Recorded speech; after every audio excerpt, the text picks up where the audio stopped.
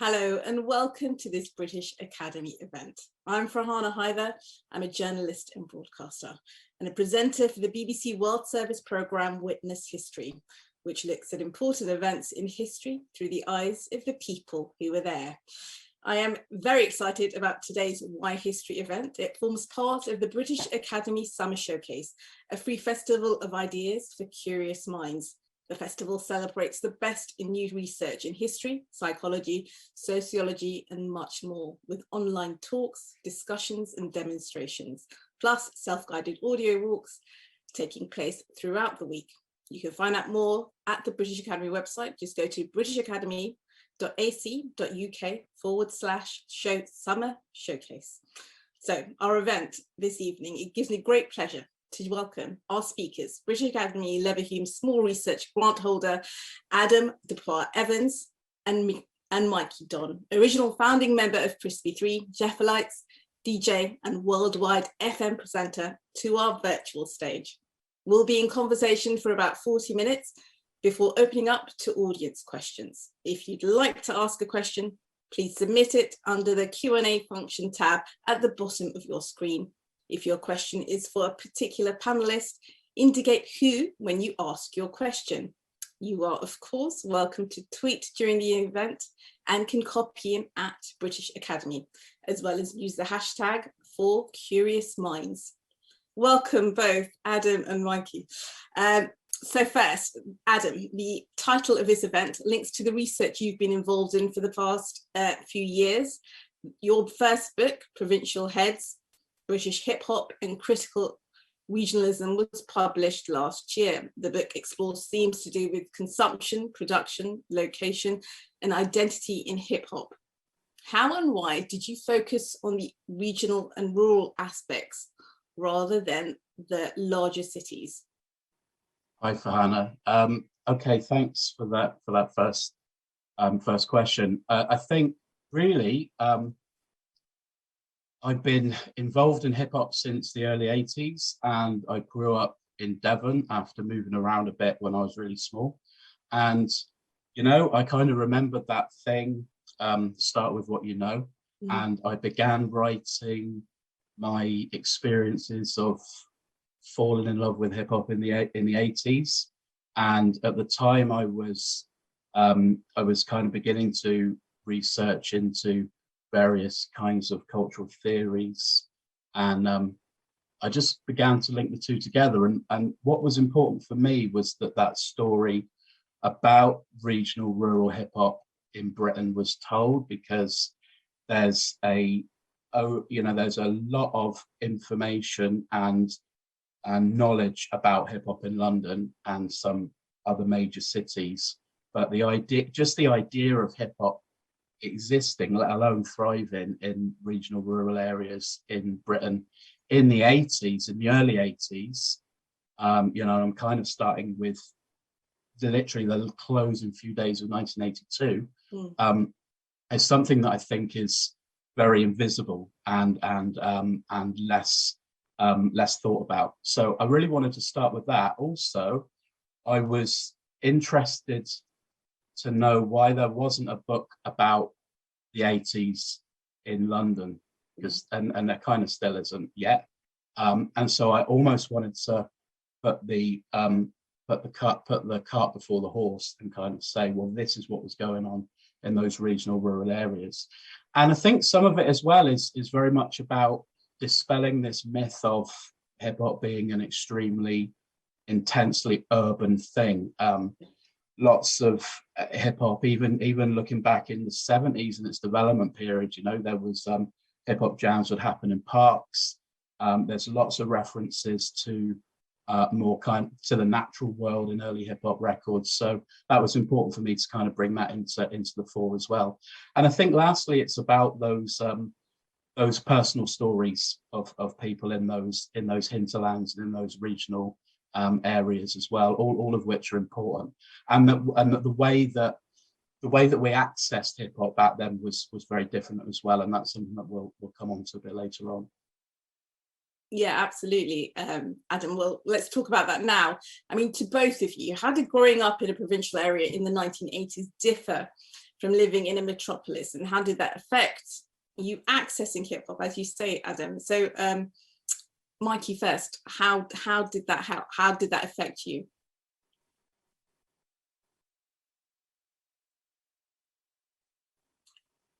I wonder if we're having problems with hearing Mikey.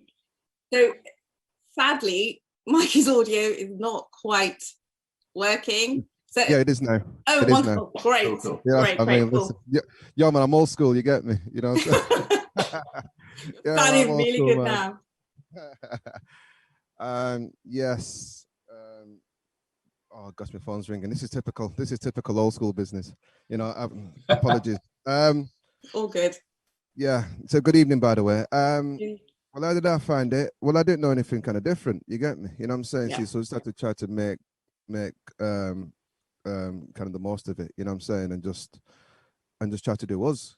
Yeah. You know, yeah, we watch films like, for example, Wild Style and Beat Street and Breakdance and all those kind of films. You know what I'm saying? Yeah, we used to see like certain fashions and certain things and certain tunes getting played on the radio and things like that. You know what I mean? But right, but kind of growing up in Charlie, right, there wasn't really like a kind of like a right, so like a black scene, so to say, right, kind of so to speak. And yeah, as I said, there was about 6 or 7 kind of black families, and we just had to make it our own. You know what I'm saying? And see, so right, so all as far as that kind of culture concerned, yeah, we just had to just kind of do us. But right, but like right, but kind of right. So overall, though, the whole kind of hip hop thing, that wasn't really kind of like a racial thing or a cultural thing as such, like that. You know what I mean? That was like a bit of a just an kind of like a brand new buzz thing, and everyone kind of got on it. You know what I mean? See, so that came from the breaking and the robot and all that kind of things. You know what I mean? All that kind of style. And yeah, right. Then it just kind of evolved into something, and that, you know what I mean? Just kind of grew, you know, and grew and grew and grew, and that, you know. So, like, can listen to radio stations, like, for example, can Radio Luxembourg and things like that from about 1979, 78 or something like that. 79, and then you heard, for example, things like the Sugar Hill Gang and things like that, you know what I mean, kind of fresh, you know what I'm saying, of like, gosh, man, this tune is 15 minutes long, and you know, then it just kind of went on and went on and went on and went on and went on from that, you know what I mean, you know, so it didn't really put us in a place where like God got kind of like wishes from kind of London or kind of Birmingham or things like that, you know what I mean. Yeah, man, right, so we're just too busy just kind of just kind of being us. Yeah. You know what I mean? Absolutely. And Adam? Yeah, I think that we down in Devon and Cornwall, we kind of experienced similar things in terms of the music. I mean, there was you know, there were much fewer people of any kind of ethnic diversity, and there were a few of us with mixed backgrounds, and you know, a few guys from kind of Indian or Pakistani backgrounds, and 1 or 2 black families in Exeter, but certainly that never the introduction to hip hop or black music was kind of found elsewhere. And I think some of it might be that there was strangely there was a really vibrant jazz funk scene in Devon in the 70s, and so some of that kind of filtered in, as some of the older DJs might have been playing a bit of electro perhaps in the early 80s, but we weren't, you know, we were too young to be going to clubs and stuff. So for us, it was really about very limited radio exposure. So, you know, Mikey mentioned Radio Luxembourg. We could only get John Peel living down there, and fortunately, you know, John Peel with his amazingly diverse playlist, we'd get maybe 3 tracks a week of new hip hop, and you know, you kind of stay up for, you know, 10 till midnight or whatever. Yeah, just taping them off. Like, you might get 1 tune, you know, and you know, a massive one for me was HP Getting Busy by High Potent, you know, which was the first time Jay-Z had ever been on record. We didn't know that obviously back then, but if it weren't for John Peel, we've never heard stuff like that. And then the other thing that was massively important for us, being so kind of removed from anything to do with hip hop, was records and looking at the sleeves, you know, really examining what people were wearing. And like some of them had the lyrics printed in, and you're like reading every single line and trying to make sense of it. So, you know, a lot of it was, we did not have that, we couldn't just go to Groove Records and like look through all these amazing records. That just didn't happen. It was whatever WH Smith's had, you know, that was kind of it. So it was about using, you know, the limited access really to kind of find out a bit more about it. And I think that made it a very different experience. Yeah, but at the same time, though, Adam, man, you couldn't really be rapping about something like the River Severn and kind of meat potato pies in them kind of times. You know what I'm saying? That's it.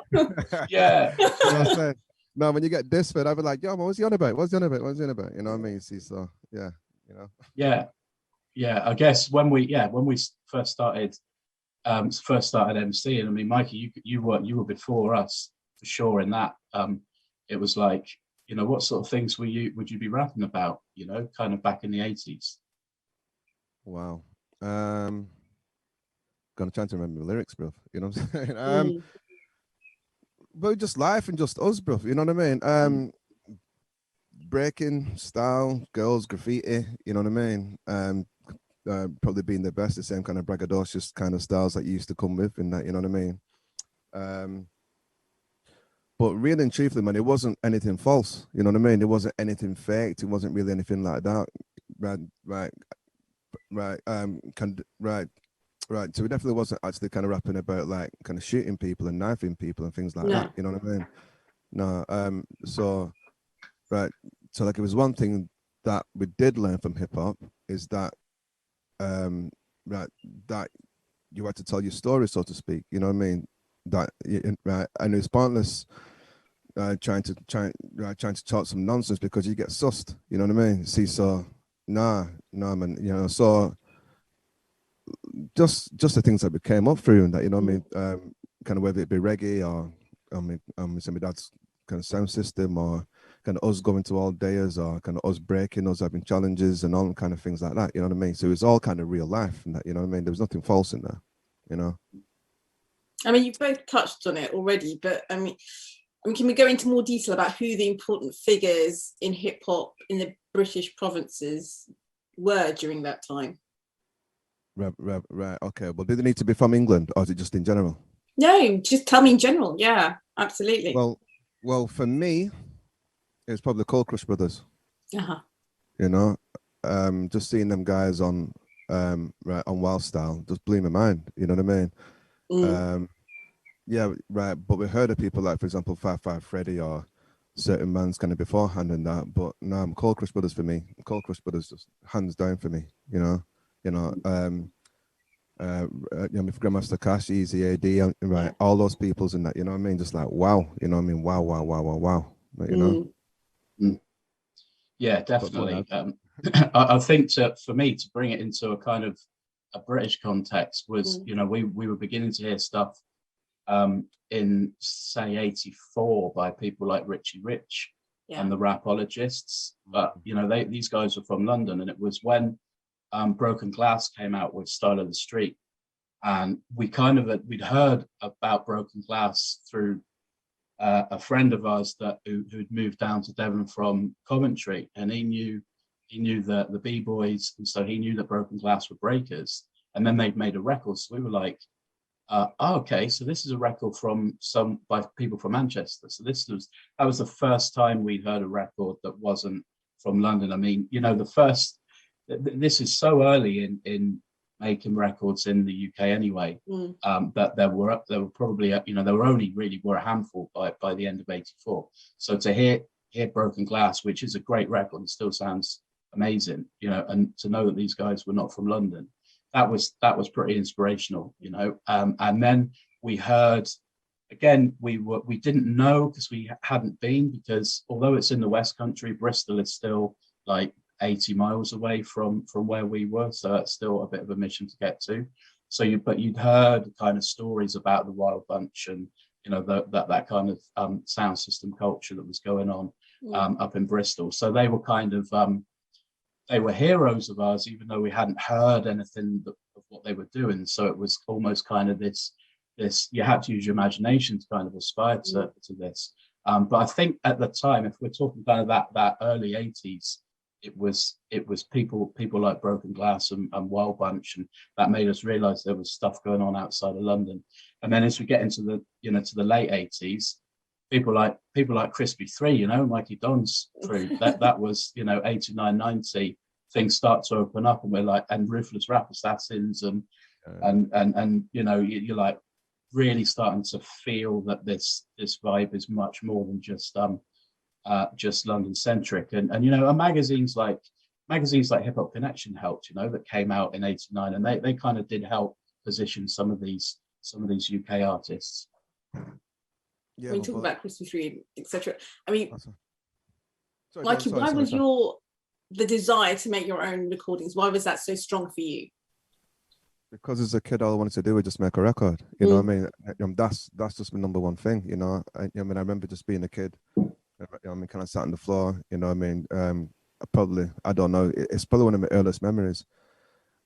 Just listening to my dad. And kind of watching him as well, and that and had his sound system that was in the front room of the house, and that but then it's just kind of watching him just going like this and just kind of putting these things on this thing, and all of a sudden me through the speakers, I'm just going like this and thinking, what's this, then I remember just pointing on the floor, just thinking that so like I just always wanted to make a record. I don't know kind of what kind of genre, there was no specific kind of genre then, it was just, yes, I want to make that, and so at the age of, I don't know kind of how old I was when I made my first record, but it was 1989 when I first cut our first record. Gonna give me age away, innit? You know what I'm saying? But I think it was 17, I think, when I first cut our first record. 17 or 18.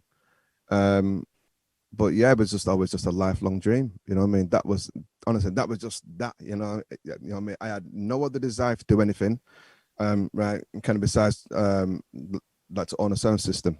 It was just that, right? And to cut a record.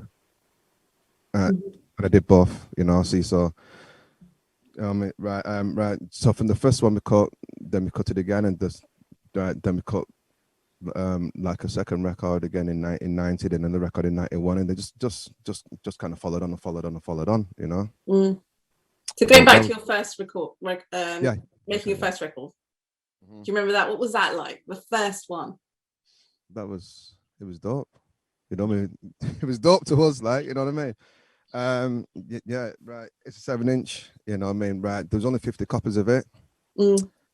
And by the grace of God, somehow or another, right? So, right. Sir as well, Sir, I think John Peel, he heard it, and he just fully championed it. You know what I mean? He just played it and played it and played it and played it and played it. You know what I mean? Until he got like a second copy, and he got a third copy. But he just wouldn't stop playing it. You know what I mean? And it was just like, wow, yo, run John Peel, and that, you know what I mean? It was just that kind of whole buzz, right?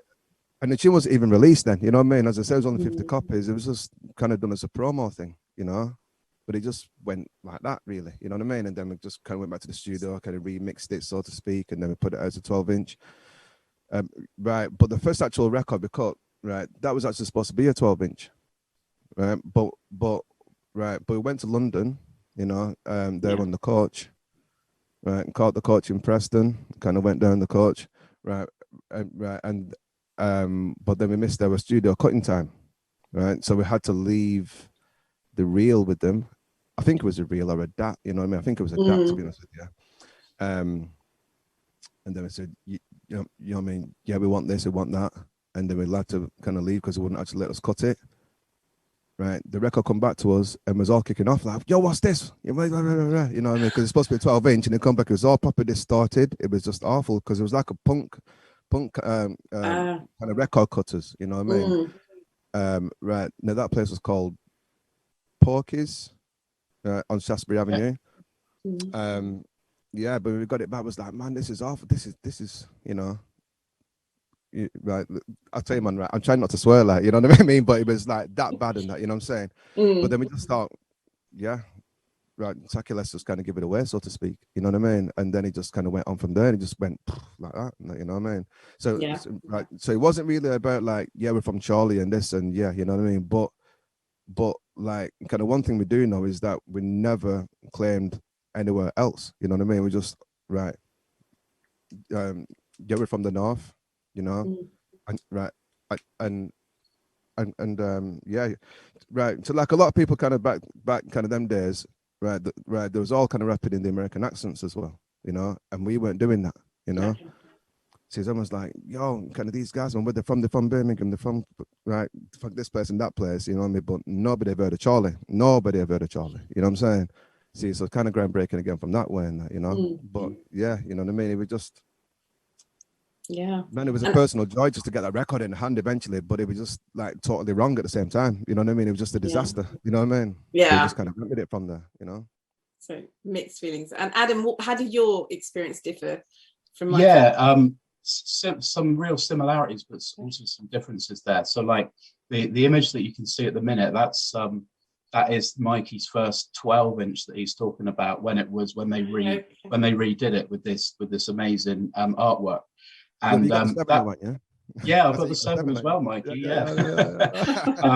But this 12. So I'll start from where Mikey's left off with this record, because I saw this in our price in Exeter High Street, and I bought it purely on the strength of the cover, you know, because it was graph, it was sort of shouted hip hop, and I got it home and I'm like, this is interesting because these guys don't sound, you know, I'd never been more north than Bristol in my life.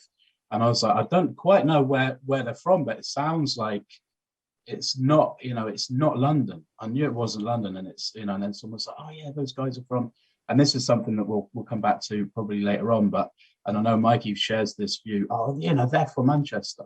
So people used to say about us, oh, they're from Bristol, because they immediately link you to the next bigger city. But so we kind of found out that you know, Crispy threw from up there, and we were like, oh, man, this is a great record. How, you know, we really need to, we got to try and get a record. And what we did, that which took us a long time to realize, that the way to do it to begin with is the DIY route, like, you know, like Crispy 3 did, which was to go and press it yourself. We were sending demos everywhere, and you know, I've got a stack of rejection letters, and most of them were like, the beats sound great, but we can't understand what you're saying. Oh, really? And it was the accent problem, because we were rapping in our local accents. And you know, when you know, the very hardcore hip hop was around at the time, it was the BPM was going up, people were making fast hip hop, and so when we're rapping fast, the accent comes out thicker. Yeah.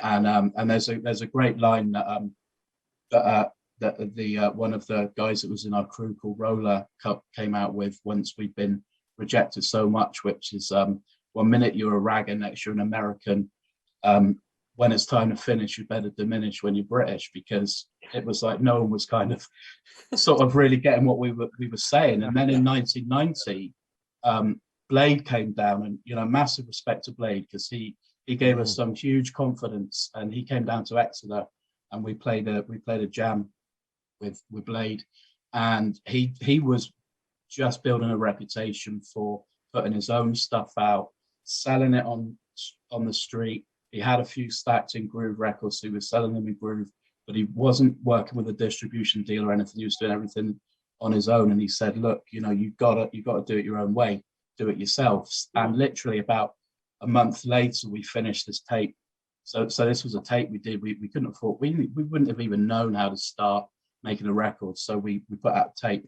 And this is the tape cover. It was proper DIY job, you know, photocopying the covers and stuff, like the kind of punk ethos in a way. Yeah. But you know, we certainly weren't the only ones doing this across the UK. And you know, here's another example from Hidden ID, which is Evil Ed's crew and Nigel Quinn, that were up in Bedfordshire doing this stuff, or Luton, Bedford area, Leighton Buzzard. That's it. I had to get it right for Ed's sake. But you know but these are just two. You know, there would have been plenty of these floating about the regions, and so kind of that was kind of what we did is the DIY way, and actually we didn't get our first record until the end of the millennium, and Roller moved up to Bristol and formed Numbskulls, and they were pretty successful during the 90s. But yeah, it took a long time, and it was really from the DIY tapes which we were putting out that helped us on that journey.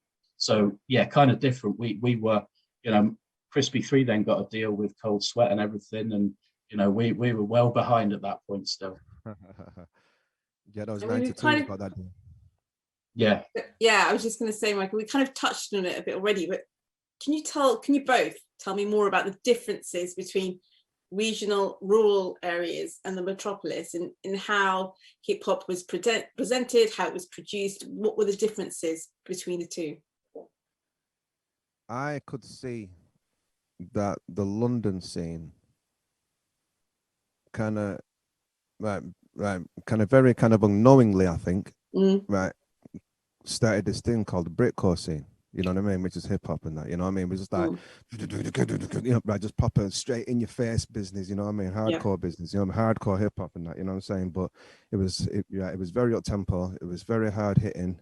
It was kind of like a bit of a punkish element again. You know what I mean? It was just hard in your face, man, and that. You know what I mean? But then that really took like its feet. In places like, for example, Germany and that. You know what I mean? They got really into it, like really, really, really, really, really into it. Like, you know what I mean? But like, you know what I mean? I don't know, so like that was on purpose, but I know there was like certain break beats and certain tunes that they used to reach for and that, you know what I mean? Like, you know what I mean? So whether it be like Apache or whether it be, some tunes of the Dirty Harry soundtrack and them kind of things, it was just like a certain sound it had. You couldn't really come out and start sounding soft. There was none of that. You get this straight, like, you know what I mean? Yeah. Right. So there were many groups around that time. There's Gunshot, there's Cobalt 60, there was, you know what I mean, just so many, you know what I mean? And that really truthfully kind of defined a bit of a style where people like, yeah, man, that's like a London hip hop, you know what I mean? And we never really sounded like that, you know what I mean? Right. We never tried to fit into a scene, you know what I mean? Right. Kind of all we need to do, right, is just it was, you know what I mean? Yeah. Right.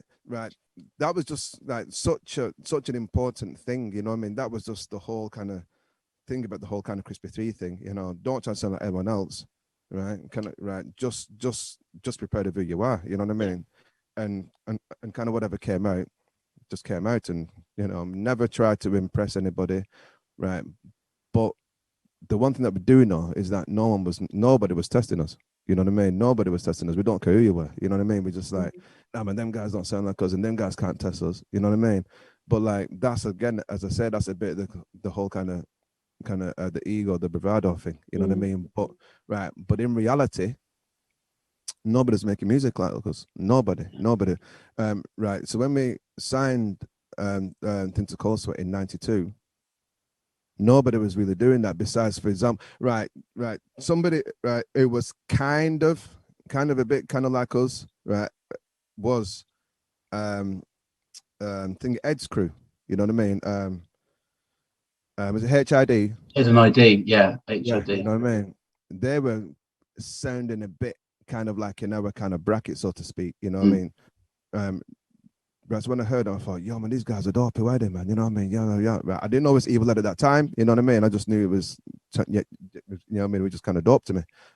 But I know that kind of when we signed to Cold Sweat, about 2 months later, right, that the whole kind of scene just started to slow down and get kind of more funky-ish. You know what I mean? And I personally think, you know what I mean, not being anything to do with ego here, right? But I know that we had a big influence in the UK scene. You know what I mean? A big influence in right, and it's not actually talked about, right? But I've heard certain artists and certain producers say, yo, man, if them guys move to London, man, honestly, man, right, it's over for us. You know what I'm saying? These guys are just dope, man. You know, blah, blah, blah, blah. But same side of that, we didn't want to move to London. You know what I mean? We thought, no, no, you know what I mean? No, I'm staying in Charlie, bro. In that, you know what I mean? It just kind of makes no sense to us to move to London, you know? But that's when, that was the whole kind of hub of everything, you know what I mean? Yeah, and the pressure was there. Well, not really the pressure was there to move as such, no, but like the whole kind of eyes looking towards London, you know, it was just London, London, London, London, London, London, London, London, you know, right? God, right. I'll tell you, man, if you mentioned Birmingham, that was like another country, you know what I mean? It was like, wow, you know, yeah, man, you guys from up north, innit? Yeah, yeah, you know, and just to talk about anything further than Birmingham, right, to them guys was just foreign country, you know what I mean? You know, it was just country, you know. Yeah, man. But as I say, you know what I mean? The whole scene around that time, it was very, very kind of up tempo, very, very kind of like Americanized as well. You know what I mean? Right. Like the rap kind of voices were, you know what I mean? But the stories wasn't, you know what I mean? The lyrics was about basically kind of their lifestyle and stuff, you know what I mean? But a lot of people were still, for example, kind of rapping in American accents, you know what I mean? Yes. And imitating kind of. Yeah, you know what I mean? Right. But it's nice to be inspired, but you don't kind of full on imitate, you know what I mean? And that's what, right, again, you know what I mean? That was kind of us, you know what I'm saying? Enough inspiration of kind of certain artists and certain groups or whatever, but we just don't want to sound like anyone, you know? So, yeah, you know, I think we brought the kind of funk element to it and a reggae kind of element to it as well, you know? Not to say that kind of we was the first, you know what I mean? Because I know, for example, can't actually say that they didn't, but I know that the London posse, there was, you know, right, they had a bit of a reggae thing kind of going on as well in that, you know. But no, I mean, it slowed down around 92, 93 for sure. Definitely 93 it slowed down. And Adam, do you think there was difference in how things were presented? Yeah, for sure. Because I think that, you know, following on for what Mikey's saying, there's in that same era, that turn into the 90s, we were making stuff that was definitely more laid back, definitely more slower, but with a kind of quirky sense of humor. Because, you know, there's a kind of Devonian approach to life that we're kind of you kind of play on being the butt of the joke in many ways. You turn that into your advantage, and so there was lots of quirky kind of hip hop around, and you know, it was happening with people in Plymouth, you know, and people down the coast in Cornwall. Dren Throwdown and his crew were doing some quite quirky stuff, and we were using a lot of sound bites as well, because we weren't putting records out and really had no relationship with the music industry, but we were doing quite a lot of live gigs and little jams, and we record them, and so we'd use like lots of live snippets in what we were making, so they became kind of quite montaged in some ways. So that's kind of a little bit of a difference in terms of the sound production. But I wanted to quickly talk about, you know, go right back to the kind of mid-80s, the early 80s in a way, and actually a lot of the way in which hip hop is consumed and then produced in the provinces comes through, you know, can really be well illustrated in graffiti. So this slide at the minute is if it is art really a crime, by one of the first writers in Exeter called Wiz, and that's a play on the Beach Street piece by Rameau, which says, if art is a crime, may God forgive me. And so kind of it's sort of it's a kind of emulation, but in a way it kind of shows how that was really like the only points of access that we had, and kind of trying to copy Vaughan Bow characters. But this one particularly is really important. Now this looks like a really dull slide, right?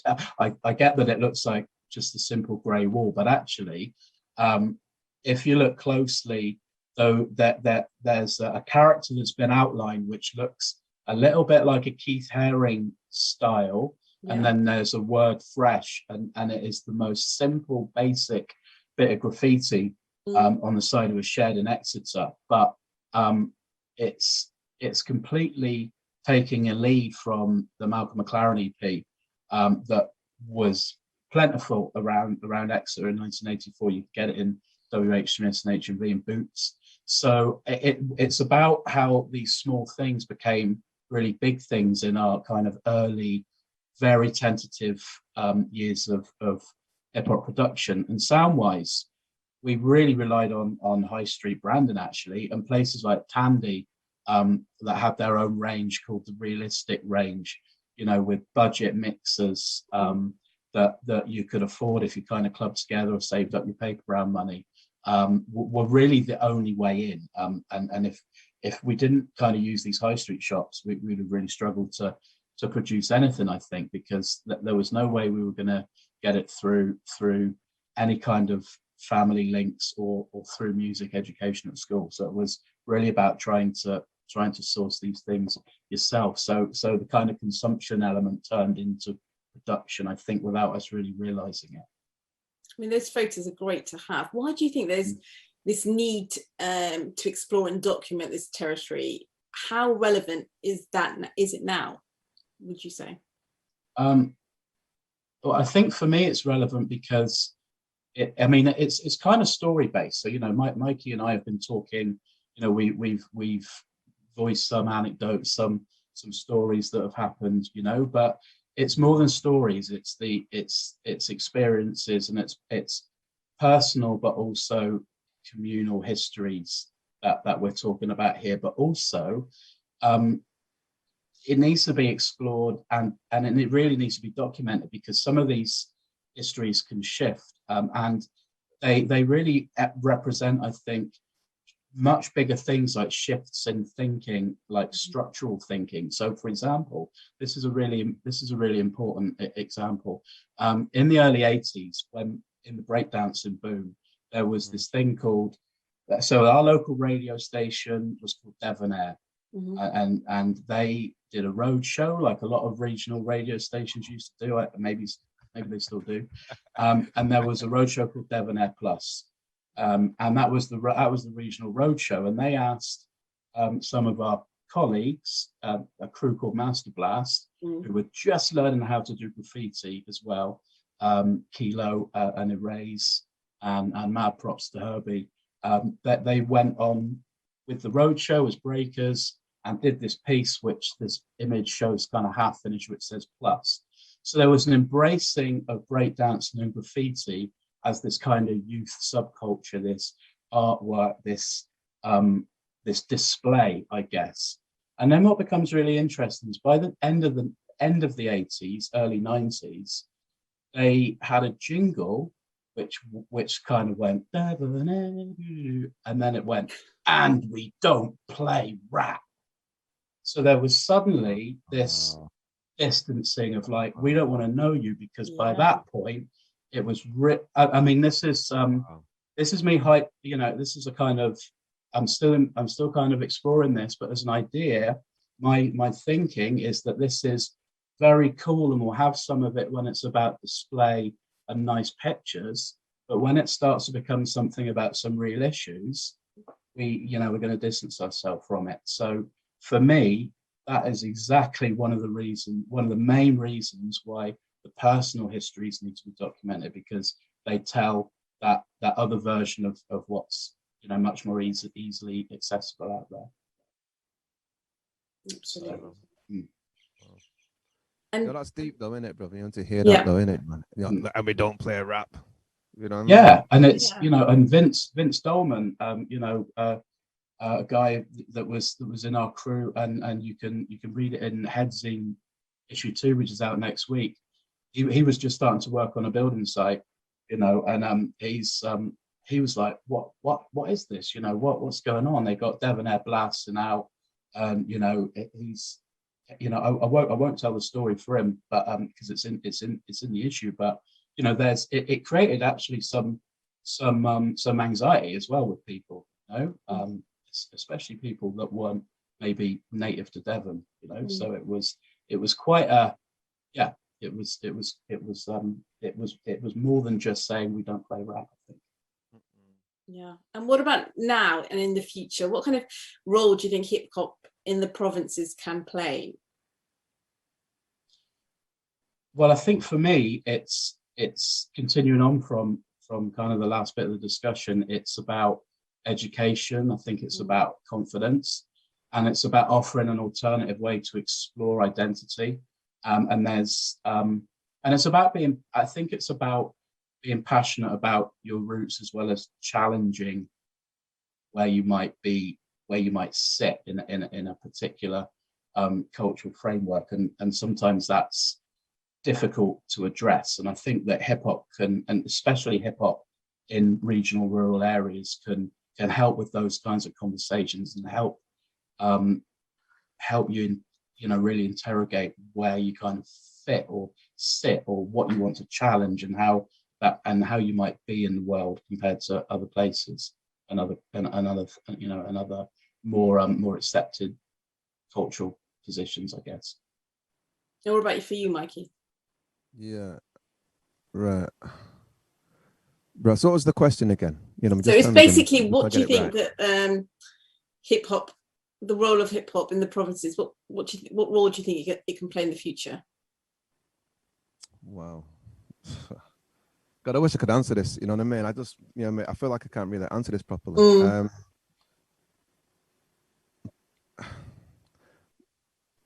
Why do you think it's important to explore it as well, that we remember it? Well, very ideally, I wish that people would actually retract from the world powers trying to dumb down hip hop and being successful at it. You know what I mean?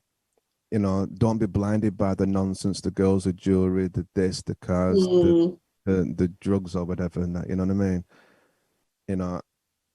I ain't gonna say don't have girls, don't have diamonds, don't have cars, don't do drugs. I'm not gonna say that. You know what I mean? But it's a very powerful thing as hip hop, like super powerful. It's like probably the most powerful music form. You know what I mean? Especially then alongside kind of roots reggae and stuff. Yeah, and to see the regionals trying to live the nonsense lifestyle of kind of what they're getting shown by the governments, or else the big kind of music places, all the girls doing the things, and and people say, oh, yo, yeah, man, and then that just kind of leads on to just being proper dumbed and kind of brainwashed from the whole kind of hip hop scene, because it's a powerful thing, right?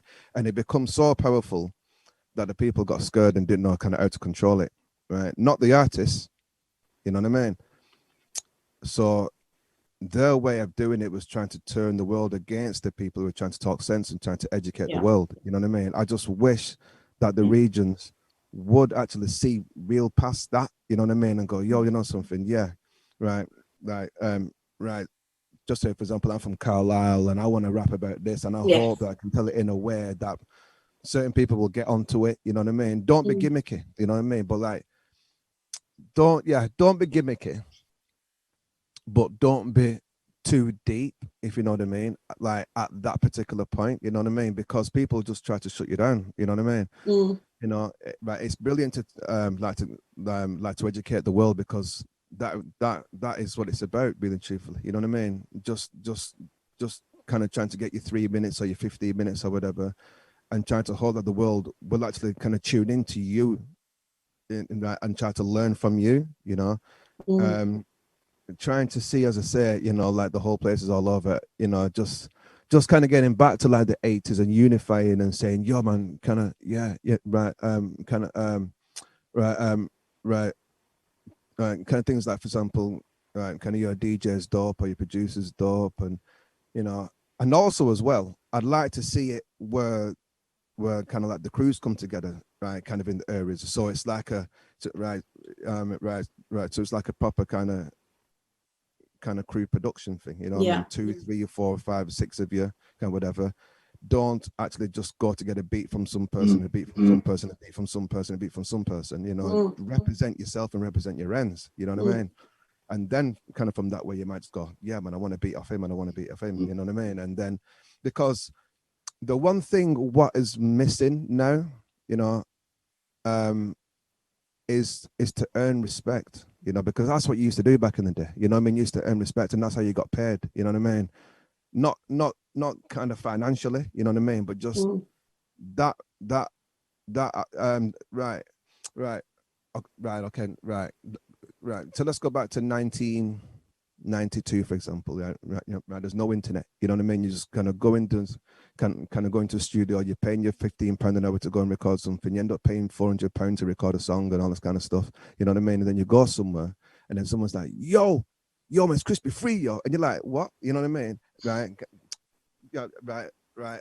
And then the people come and kind of sing your lyrics to you, and that, right, and you're like, whoa, you're probably blown away by it, you know what I mean? Yeah. But like, it's from Charlie or it's from kind of whatever, but it's you, man. It's your representation, man. It's your art, you know what I mean? And that is just all kind of dispersed all over the place now, you know what I mean? Right. And especially with the power of the internet, right? People just put the things on there, then they're getting a beat from Australia, they're getting a beat from Croatia, they're getting a beat from wherever, you know what I mean? And people say, yo, man, these guys are dope, you know what I mean? But it's not really them, you know what I mean? It's not really them at all, right? And I'd really wish that it would get back to the so-called, right, the full kind of home crew, you know. Let's say I'm representing bloody Adlington, you know what I mean? You know, damn kind of vibes, you know what I mean? And not just going, yeah, man, he's from Adlington, you know what I mean? But he's got a beat from this and he's got a beat from this and this, you know. All that's kind of just kind of doesn't mean anything to nobody these days, you know what I mean? Right. People just kind of way too bothered about streams and all this kind of nonsense, you know. That doesn't mean you're good. It doesn't mean that you got any respect at all in that, you know. It doesn't mean anything to me, you know. You know what I mean? See, so right, so a lot of people are just too busy trying to boost each other's ego, bust by streams and, you know, the royalties are, you know, Spotify plays and all this kind of noise. It's just, mate, it's nonsense. You know what I mean? It really is nonsense.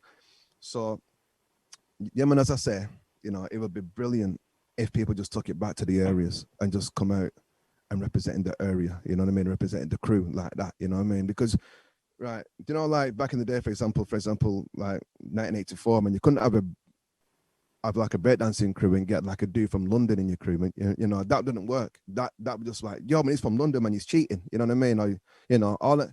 No, man, you get sussed, you know. That thing, right, was like the biggest kind of embarrassment, is the biggest diss, you know what I mean, you could get, you know what I mean? Nobody's bothered about that no more, you know. No one is, you know, it's a shame it's just been kind of diluted to that point. It's saddening in that, you know. Yeah, I mean, we're going to go to questions soon, but I mean, staying on that theme, Mikey, do you think there is anyone who is doing that, anyone who is currently you know, either an artist or a proponent of hip hop that you admire or is a favorite of yours? Yeah, but there's a lot really, you know, but they ain't really getting the time of the airplay and all that, you know.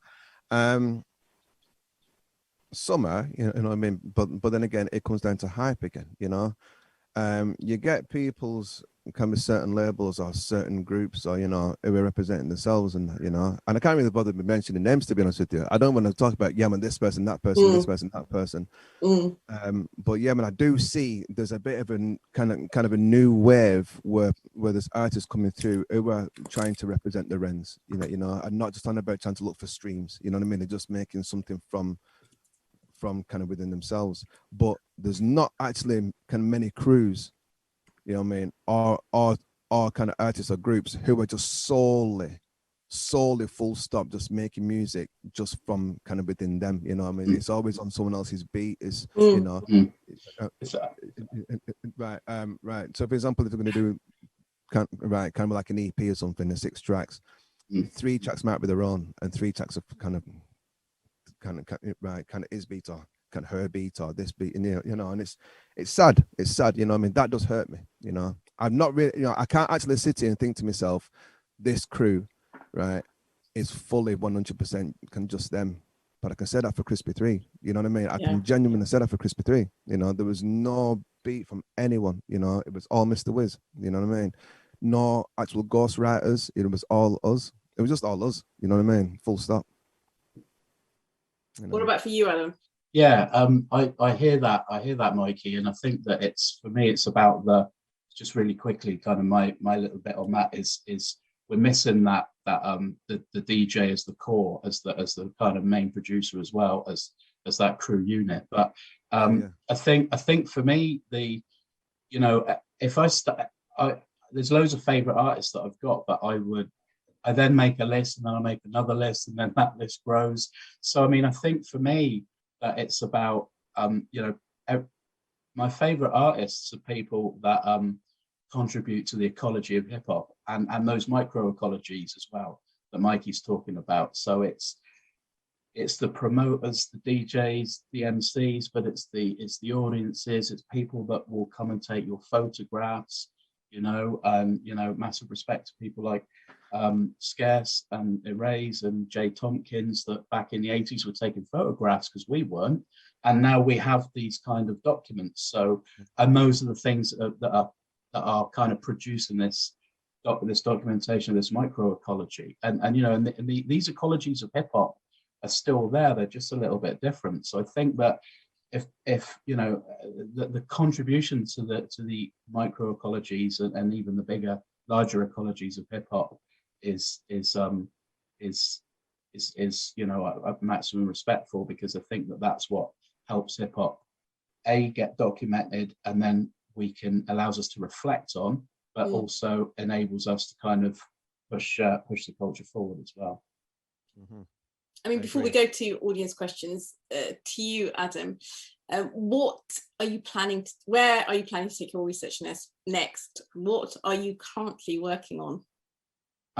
Well, there's Scratching the Surface has recently come out, which is a kind of which is a non-fiction novel, which is about those early days in the 80s. And then the zine, the head zine, which is the second issue, is part funded by the grant, which is fantastic. And the first issue was Northwest Heads, which came out last year. And this one that's coming out next week is Southwest Heads. And then in October, November time, we're having a witness seminar, and David Kerr is supporting me on that, with Mikey and hopefully a few others, Wayne from Fixed Penalty, hopefully DJ Woody, and some of the guys from Exeter and Plymouth, Dren and Kilo and stuff, and a few others, and we're going to come together in a witness seminar. And so what we're hoping to get out of that is the differences, some more of the nuances between the regions, because I'm conscious that we need to move the research past the kind of binary of urban versus rural, because it's far more than that, and far more complex than that. And you know, some of the discussion just today, just between kind of Mikey's experience and my experience. So it's going to be about kind of really interrogating those differences and what it means to be regional, rural in different places. But also there's another strand to it, which is about aging, actually, and the aging hip hop generation, because you know, we're kind of knocking on the door of 50. Some of us are older than 50, and there's work that's been done in aging ravers. There's work that's been done on the aging punk population, and actually, I think hip hop has a lot to offer in that area, because it is also so hands-on, and because there's practice and creative skills and other forms of new knowledge. So so that'll form part of the work going forwards too. That sounds great, Adam. We're having some problems, I think, with the questions coming in, unfortunately, but I've got plenty of my own. So I'm just going to let loose and ask questions that I'm really curious about. To you both, what do you think is the kind of misperception of hip hop that you would like to challenge? Because, you know, hip hop still isn't mainstream, and there is still an image and a culture that goes with it that you know, we've touched on, is sometimes given a negative stance. What do you both think? That's deep. But you don't really have to be tough, and you don't have to be from the street. You don't have to be this, that, and the other. You don't have to live to this certain kind of early image that certain people used to portray. You know what I mean? Just be dope with your stuff. You know what I mean? Just be dope. Right. Certain groups, like for example, kind of when KMD and them kind of peoples came out, you know what I mean? They wasn't like going on, yo man, I'm killing people and doing this, and yo man, I'm selling this and I do all that. You know what I mean? It's not about that. You know, just make something what's dope and sensible, man, and don't try to sound like anybody else. Yeah. You know, just kind of be as original as possible. You know, that's what I say. Yeah, I definitely agree Mikey. And I think that there's a bigger issue which is to do with how hip. Well, I think, firstly, there's this difference between rap music and hip hop, and rap Yes, music I can agree. exist I in agree with in pop or in auto tune, in the auto tune world of pop music. And I think that it's, there's a job to do, which is about being very clear about that distinction. And I think there's also a job to do that it isn't about isn't about material gain. And I don't know how we do that, because as Mikey says, there's people like KMD, the Native Tongues, and you can take it further back to Brother D, that have always been speaking from the heart and talking about heritage and real issues. And that stuff still exists. There's hip hop artists out there now making really dope stuff, but how the task is how to bring that to the fore and have that conversation, rather than only talking about the auto-tune world of pop rap. And that's always been its challenge, I think, even since the days of NWA. That's always been a challenge, this distinction between between one kind of hip hop and one kind of rap music.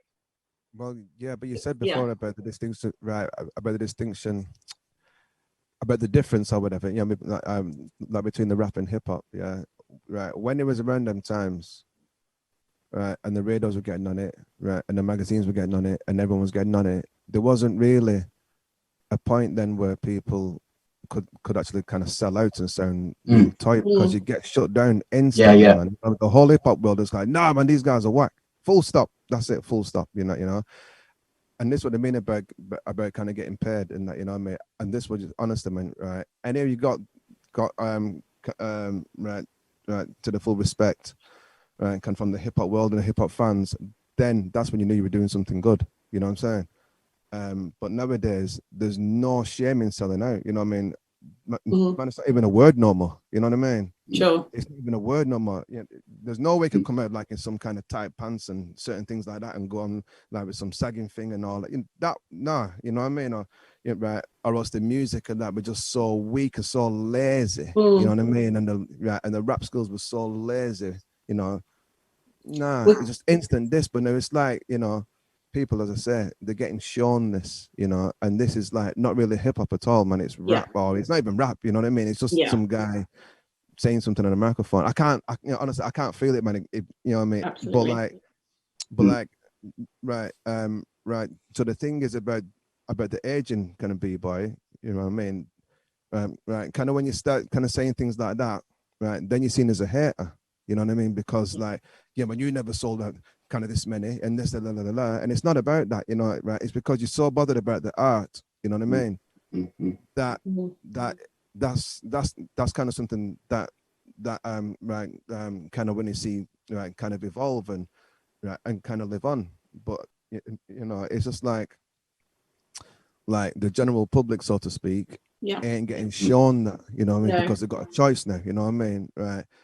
And the choice is to keep you all dumbed down and just keep you like away from like the real kind of messages. You know what I'm saying? It's honestly, man, it's mad to see in that. You know what I mean? But I'm sure.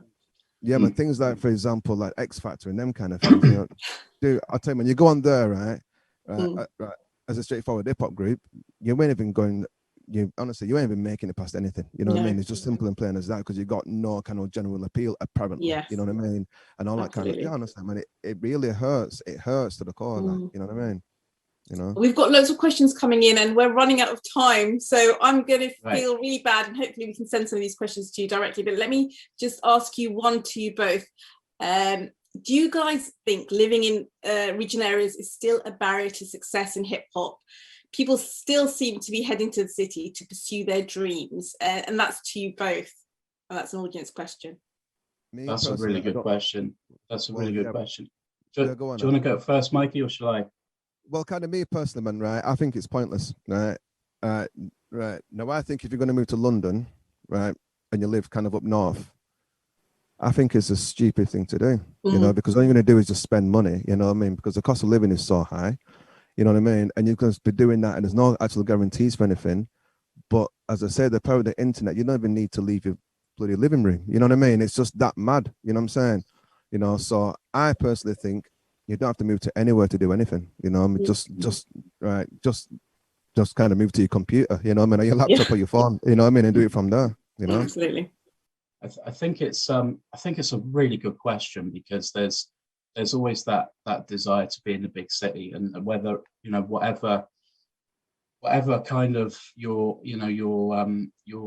intended professional or job, or, you know, lots of people want to get out and see the big city, but I think that also it depends on what is meant by successful in hip hop, because I think it comes back to, for me, that idea of the microecology, and that actually you can enjoy success and you can support people to be successful as a you know, we've touched quite a lot in this last hour on the crew mentality, this idea of supporting people around you, and that is something that hip hop has been built on. You know, it started off as a regional thing.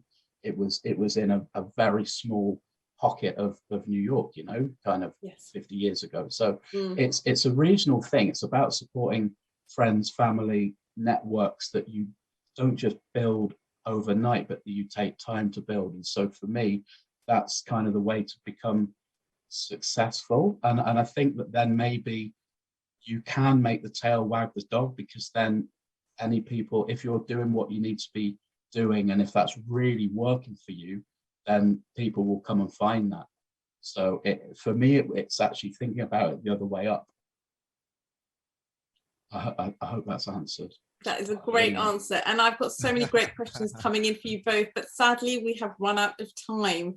I want to thank you, Adam, and you, Mikey, for such an interesting and insightful discussion. I found it really fascinating. Thank you so much, both. Thanks, Fahana. Thank you, Fahana. Thank you. Thanks, Mikey.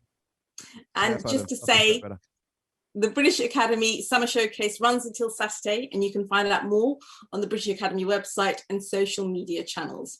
Our next Why History event is on the 15th of July with Professor Julia Salabak on revitalising endangered languages, and further information is also available on the British Academy website. So that's it from me and from Mikey and from Adam. Thank you both again so much, and thank you very much for joining us. Yeah, peace and love, peeps. Peace and love. Thank you. Peace and love. Peace. Yeah, man, just affiliates to the world, me say. Matter road.